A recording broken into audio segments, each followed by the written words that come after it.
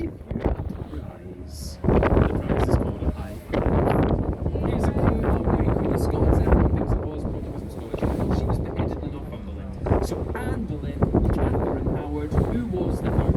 Now, if your head was chopped off in those days, it was shoved on a spike and placed on the medieval version of London Bridge. One of the first people to have that done to him was the freedom fighter from Scotland, Sir William Wallace, better known to some people as Brave John Wilkinson. Well, I'd say, guys, go to the Tower of London. It's an incredible day out. You can see the ravens there. Legend says if the ravens fly away, the kingdom will fall. There's the crown jewels there. Go on a tour with the theatre soldiers who live at the tower. Now, they guard the crown jewels. They're really funny, really intelligent, really knowledgeable. And best of all, their tours are free. So what I would say from one tour guide to another, give them a tip because they'll very much appreciate it. It keeps the service going. So thanks for that. And then over on the left, you have got the HMS Belfast, built in 1938, the largest lightweight cruiser to serve during the Second World War, arguably the most powerful. The guns at the front can fire a distance of 14 miles. She weighs 11,500 tons. She took part in the D-Day landings, the Battle of North Cape, the Russian convoys. She helped to sink one of Hitler's favourite warships, the Scharnhorst, went to fight the Korean War before it was being scrapped in the 1970s. Luckily saved by the Imperial War Museum, it serves as a floating museum today. Also built the Harland and Wolff dockyards in Belfast, the same docks the ill-fated RMS Titanic was built in. Over on the left, you've got the Shard of Glass, tallest building in Western Europe at 309 metres tall. There's a 5-star Shangri-La hotel in there, restaurants, viewing galleries, and luxury apartments which you can buy if you've got the £47 million to spend on them.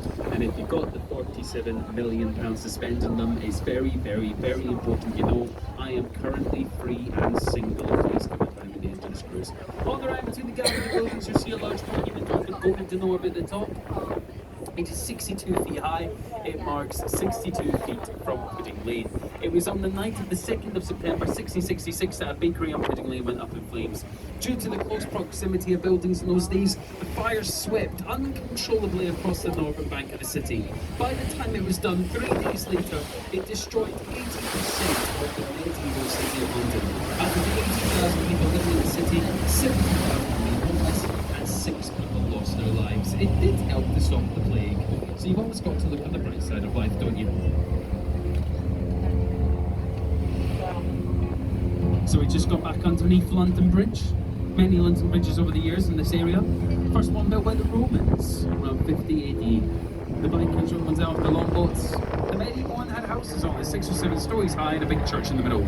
That blue building over on the left used to be the site of the Oaklink Jail, one of the oldest dungeons in England. A lot of torture, misery and woe took place in there. It's now a Starbucks. Bridge we're about to go underneath is Cannon Street Railway Bridge. I've got nothing else to say about it. It's the ugliest bridge in the world. Do not look to the right though. Do not look to the right. On the right there is a spa. There's sometimes naked people at the window. So do not look to the right. Every single one of you in this upper deck is looking to the right. Terrible. Saucy bunch. We've now got a beautiful bridge in front of us, a lovely bridge, it's my favourite. It's very pretty. It's got a very sad nickname though. It's nicknamed the Lonely Bridge. More. That's because no main roads come to this bridge, it's very difficult to find. It's technically the least used bridge in London. So all these people that are walking over it right now, they are lost. They wave to us as because they want directions.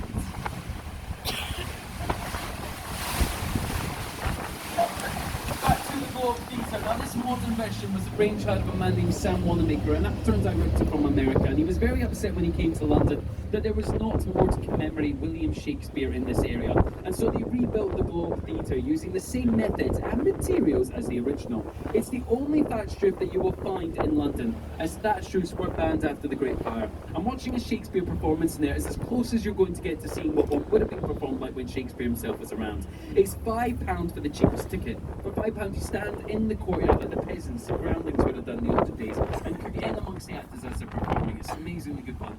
It is open air, so you will get wet if it rains, but it's definitely worth it.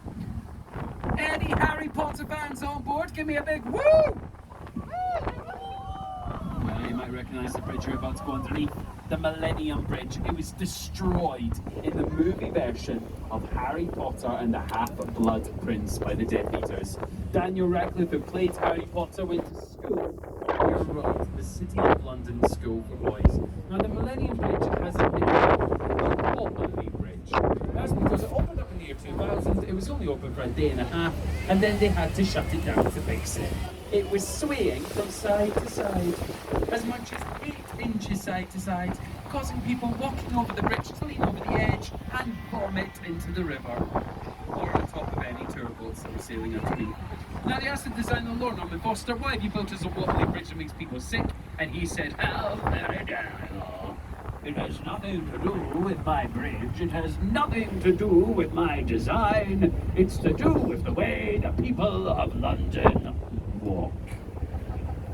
Cheeky. Shade of it all. Blackfriars Railway Bridge in front of us is all solar panelled across the top. It's the only railway station you can enter from either side of the river in London.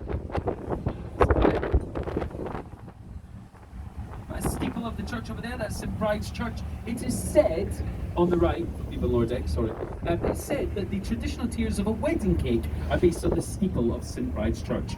Now, shall I reveal the mystery of the red columns? Yes. Well, the common story, the story they pay me to tell you, is that it was the old steam railway line, the London to Chatham and Dover railway line running across the river.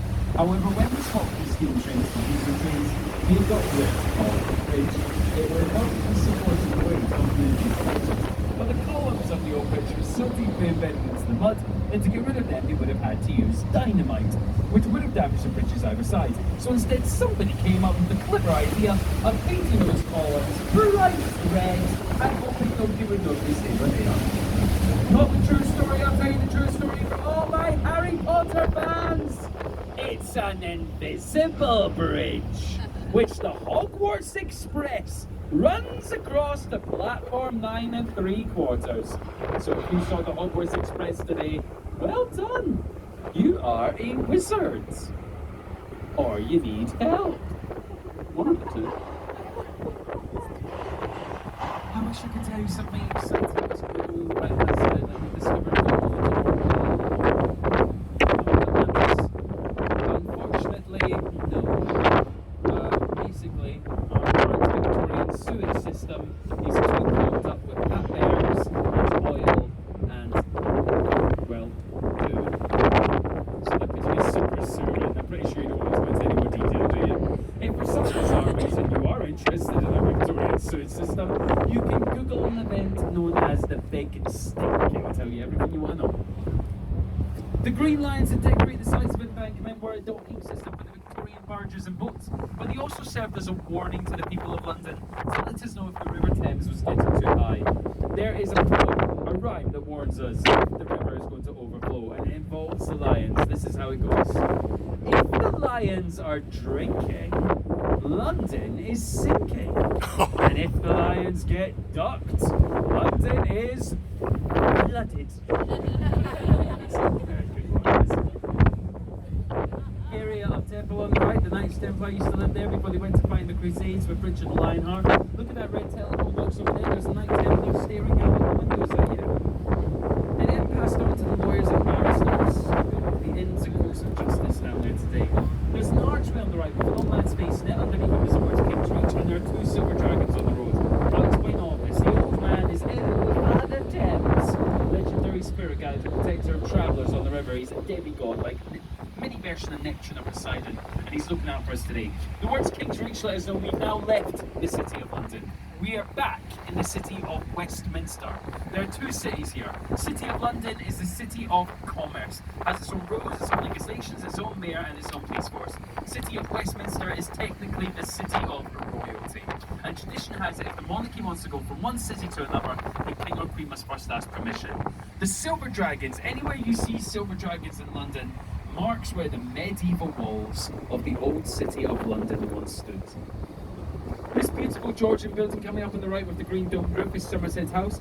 Used to belong to the Naval War Offices. There's a theory Lord Nelson would have gone in there to receive his orders. Then past the Inland Revenue. All of the birth, marriage and death certificates for England and Wales were stored in there. It's earned itself the nickname the Hatcham, the Matcham and the Dispatcham. It's now part of the Coachwold Art Institute. Monet, Van Gogh. Good ice rink in there at Christmas time as well. And then the bridge we're about to go underneath is Waterloo Bridge, also known as the Ladies' Bridge. Now that's because it was completed almost entirely of a workforce of women during the Second World War while all the men were fighting abroad. They have only recently found enough photographic evidence to prove this, and they're going to put a special commemorative plaque on the bridge at some point. It's also the only bridge in London to be built on time, under budget, and it's a self-cleaning bridge. So well done, women. This is officially the longest bridge on the river. I'll give you some picture. For comparison, Blackfriars Railway Bridge that I mentioned earlier, that was built entirely by guys. It was 5 years late and £25 million over budget. So. And now on the right you've got Cleopatra's Needle, this beautiful Egyptian obelisk from ancient Egypt, given to us as a gift by the Egyptian government to commemorate our victory at the Battle of the Nile. 3,500 years old. Look at the Sphinx at the bottom. Do you notice anything about them? I'll let you into a secret. We added those for decoration. They are facing the wrong way. According to Egyptian mythology, they are meant to be facing away from the needle to guard and protect it. Well, we didn't know that, so we turned them inward so they could see each other and have a lovely little chat. Not a lot to do with Cleopatra. It was 1,000 years old by the time she was born. It was actually built during the reign of Pharaoh Thutmose III. The hieroglyphics on it were added during the reign of Ramesses II. Why is it called Cleopatra's Needle? Probably because the special cylinder barge that was built to bring it here was called the Cleopatra in the mid-1800s.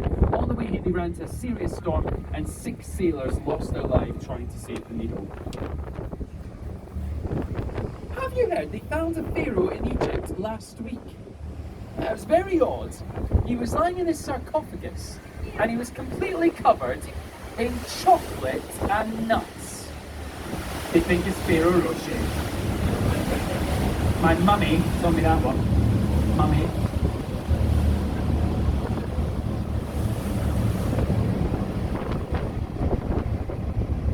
And challenge time again. Put your hands up for me if you can see Big Ben. If you can see Big Ben, please point to it. Everyone that's pointing, guess what? You're wrong. You cannot see Big Ben because Big Ben is not the name of the clock. It's the name of the 13.5-ton bell that is inside the clock tower and chimes upon the hour.